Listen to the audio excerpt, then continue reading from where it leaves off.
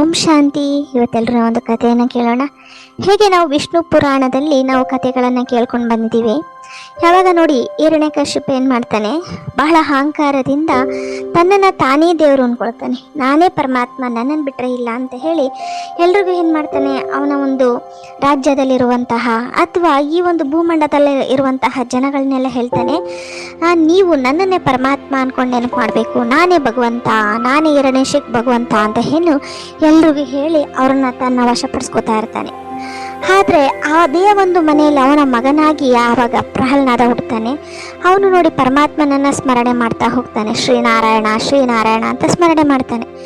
ಯಾವಾಗ ಅವನು ಶ್ರೀನಾರಾಯಣನನ್ನು ಸ್ಮರಣೆ ಮಾಡಬೇಕಾದ್ರೆ ಇವನಿಗೆ ಬಹಳ ಕೋಪ ಬರುತ್ತೆ. ಅಂದರೆ ಇಡೀ ಜಗತ್ತು ನನ್ನನ್ನು ಪರಮಾತ್ಮ ಅಂತ ಕೊಂಡಾಡ್ತಾ ಇದೆ, ಆದರೆ ನನ್ನ ಹೊಟ್ಟೆಯಲ್ಲಿ ನನ್ನ ಒಂದು ಅಂಶನೇ ನನ್ನನ್ನು ಭಗವಂತ ಅಂತ ಒಪ್ಕೊತಾ ಇಲ್ವಲ್ಲ ಅಂತ ಏನು ಮಾಡ್ತಾನೆ, ಅವನಿಗೆ ಬಹಳ ಕೊಡಬಾರ್ದು ಶಿಕ್ಷೆಗಳನ್ನು ಕೊಡ್ತಾನೆ. ಆದ್ರೂ ಸಹ ಆ ಮಗು ಪರಮಾತ್ಮನ ಮೇಲೆ ಅಷ್ಟೇ ಒಂದು ವಿಶ್ವಾಸವನ್ನಿಟ್ಟಿರ್ತಾನೆ. ಯಾರೇ ಏನೇ ಮಾಡಲಿ ಅವನಿಗೆ ಯಾವುದೇ ತರಹ ತೊಂದರೆ ಆಗಲ್ಲ. ಯಾಕೆ ಅಂದರೆ ಅವನಿಗೆ ಕೇವಲ ಪರಮಾತ್ಮ ಅಷ್ಟೇ. ಅಂದಾಗ ಪರಮಾತ್ಮನಲ್ಲೇ ನಾನು ಸುಖವನ್ನು ಕಾಣಿಸ್ತೀನಿ, ಪರಮಾತ್ಮನ ನೆನಪಿನಲ್ಲೇ ನಾನು ಎಲ್ಲವನ್ನ ನೋವನ್ನು ಮರಿತೀನಿ ಅಂತ ಏನು ಮಾಡ್ತಾನೆ, ಪರಮಾತ್ಮನ ಸ್ಮರಣೆಯನ್ನು ಮಾಡ್ತಾನೆ. ಆಮೇಲೆ ದಿನಗಳು ಕಳೀತಾ ಕಳೀತಾ ಕಳೀತಾ ಅವನ ರಾಜ್ಯದಲ್ಲಿ ಎಲ್ಲ ಪ್ರಚಾರ ಆಗುತ್ತೆ. ಅಂದರೆ ಒಬ್ಬ ಮಹಾರಾಜನ ಮಗುನೇ ಸಹ ಏನು ಪರಮಾತ್ಮನ ಅಂದರೆ ಇವರ ತಂದೆನ ಪರಮಾತ್ಮ ಅಂತ ಒಪ್ಕೊಳ್ತಾ ಇಲ್ಲ ಅಂತ. ಅದಕ್ಕೆ ಅವನನ್ನು ಏನು ಮಾಡ್ತಾನೆ, ತುಂಬ ಕೊಡಬಾರ್ದು ಶಿಕ್ಷೆಯನ್ನು ಕೊಡ್ತಾನೆ. ಆಮೇಲೆ ಲಾಸ್ಟಿಗೆ ಸರಿ ಅವನು ನೋಡಿ ಬ್ರಹ್ಮನನ್ನು ಕುರಿತು ತಪಸ್ಸನ್ನು ಮಾಡ್ತಾನೆ. ಏನಂದರೆ ನನಗೆ ಒಳಗಡೆ ಅಥವಾ ಹೊರಗಡೆ ನನ್ನ ಒಂದು ಮರಣ ಆಗಬಾರ್ದು ಅಂತ, ಅಥವಾ ಅಸ್ತ್ರಶಸ್ತ್ರಗಳಿಂದನೂ ಸಹ ನನ್ನ ಒಂದು ಮರಣ ಆಗಬಾರ್ದು ಅಂತ ಹೇಳ್ತಾನೆ. ಆಮೇಲೆ ಸರಿ ಅಂತ ಹೇಳ್ಬಿಟ್ಟು ಏನು ಮಾಡ್ತಾನೆ, ಅವನು ಯಾವಾಗ ಆ ಮಗು ಮೇಲೆ ತುಂಬ ಅವನ ಒಂದು ಆಡಂಬರ ತೋರಿಸ್ತಾ ಇರ್ತಾನೆ. ಆಗ ಅವನೇನು ಮಾಡ್ತಾನೆ, ಹೇಳ್ತಾನೆ ಇಲ್ಲೂ ಇದ್ದಾನ ಭಗವಂತ ಅಂತ. ಹೌದು, ಇಲ್ಲೂ ಇದ್ದಾನೆ ಅಂತ ಕೇಳ್ತಾನೆ.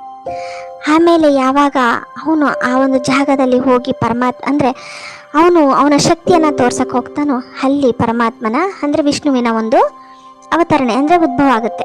ಹಾಗೇನು ಮಾಡ್ತಾನೆ, ಅವನನ್ನು ನೋಡು, ನೀನಿಷ್ಟು ಅಹಂಕಾರದಿಂದ ಮೆರೆದೆ, ಆದರೆ ಈಗ ನಿಂದು ಅಹಂಕಾರ ಮುಗೀತು, ಈಗೇನಿದ್ರು ನಿಂದು ಮರಣ ಅಷ್ಟೇ, ಸಂಹಾರ ಅಂತ. ಆಗ ಅವನು ಅಂದ್ಕೊತಾನೆ, ನಾನು ಸಂಹಾರ ಆಗೋಕ್ಕೆ ಸಾಧ್ಯನೇ ಇಲ್ಲ. ಯಾಕೆ ಅಂದರೆ ನಾನು ಬ್ರಹ್ಮನಿಂದ ಅಂತ ಹೊರ ತೊಗೊಂಡಿದ್ದೀನಿ. ಅಂದರೆ ಸಂಜೆನೂ ಆಗಿರಬಾರ್ದು ಅಥವಾ ಹಗಲು ಆಗಿರಬಾರ್ದು, ಅಥವಾ ಒಳಗೂ ಆಗಿರಬಾರ್ದು ಹೊರಗೂ ಆಗಿರಬಾರ್ದು, ಆ ಥರ ನಮ್ಮದು ಸಂಹಾರ ಆಗಬೇಕು ಅಂತ. ಆಗ ಅವನೇನು ಮಾಡ್ತಾನೆ, ತನ್ನ ಒಂದು ತೊಡೆ ಮೇಲೆ ಅವನನ್ನು ಹಾಕ್ಕೊಂಡು ಒಳಗೂ ಅಲ್ಲ ಹೊರಗೂ ಅಲ್ಲ, ಹೇಗೆ ಹೊಸ್ಲು ಅಂತಾರಲ್ಲ ಬಾಗಿಲ ಮೇಲೆ ಅವನೇನು ಮಾಡ್ತಾನೆ, ಅವನನ್ನು ಸಂಹಾರ ಮಾಡ್ತಾನೆ. ಯಾವುದೇ ಅಸ್ತ್ರಶಸ್ತ್ರ ಇರಬಾರ್ದು. ಹಾಗೆ ಅವನ ಒಂದು ಕೈ ಉಗುರುಗಳಿಂದ ಅವನನ್ನು ಸಂಹಾರ ಮಾಡ್ತಾನೆ.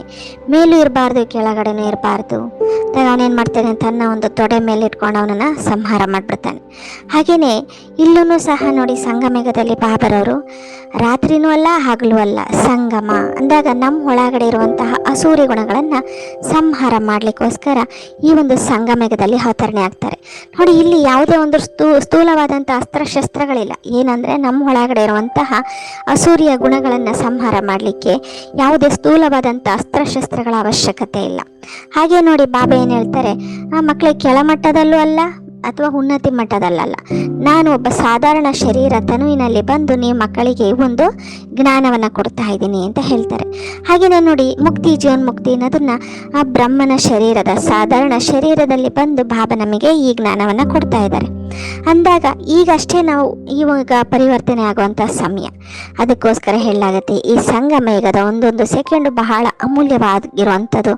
ಇದನ್ನು ನಾವು ವೇಸ್ಟ್ ಮಾಡಬಾರ್ದು. ಇವತ್ತಿನ ಕಥೆ ಇಷ್ಟ ಆದಲ್ಲಿ ಲೈಕ್ ಮಾಡಿ ಮತ್ತು ಶೇರ್ ಮಾಡೋದನ್ನು ಮರಿಬೇಡಿ. ಓಂ ಶಾಂತಿ.